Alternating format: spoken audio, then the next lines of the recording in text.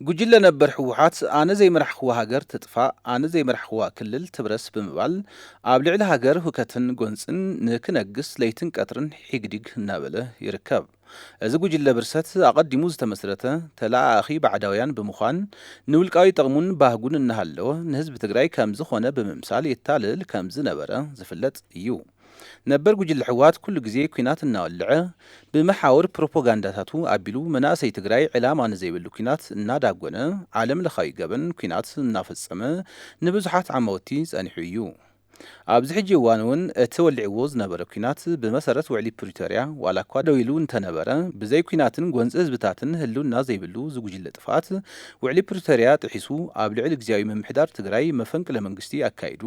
ድሕሪ ወንበር መንግስቲ ምሕናቑ መናእሰይ ትግራይ ብሓይሊ ብምግፋፍ ኩናት ንምውላዕ ይሕርኩት ኣሎ። ምስ ኣሚኮ ትግርኛ ጻንሒት ዝገበሩ መጋቢ ዮሃንስ ሃይሉ ህዝቢ ትግራይ ነቂሑ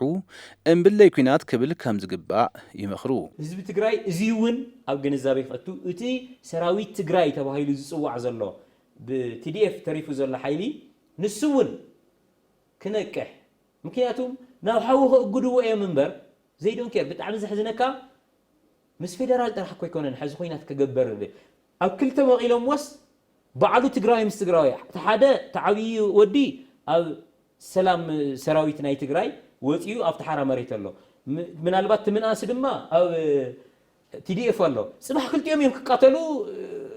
ቅጥረኛታት ሻዕብያ ግን ኮፍ ኢሎም ክቃተሉ እዮም እዚ ህዝብናስ ማዓሲ ክነቅሕ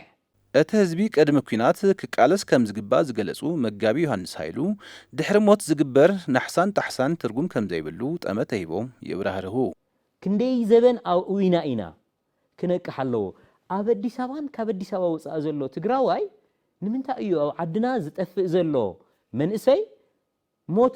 መርድእ ክንገር ከሎ ጥራሕ ዝሓዝን ንምንታይ ኣነ ህዝየ ዝሓዝን ጽባሕ ምስ ሞት ይሓዝን በቃ ኦሮማይ ሞይቶም ከይሞቱ ከለው ንምንታይ ሓዘንና ዘይንገልጽ ንምንታይ ወፂና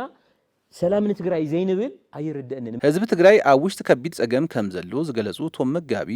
ንኣዲስ ኣበባ ሓዊሱ ኣብ በቢ ከባቢኡ ዝርከብ ትግራዋይ ክውደብን ክቃለስን ከም ዝግባእ እውን ይላበው። ህዝቢ ትግራይ ኣብ ዝዓበየ መከራ ኣሎ እዚ ኩሉ ጥቕሚ ይተሪፍዎ በአዲስ አበባ ጀሚሩ ንሙሉ ኢትዮጵያ ዘሎ ትግራዋይ ድምፁ ክሰምዖን ኣብ ጎኑ ከሰልፎን ኣነ ለባው ካለፍ ይደሊ በዘጋጣም እዚ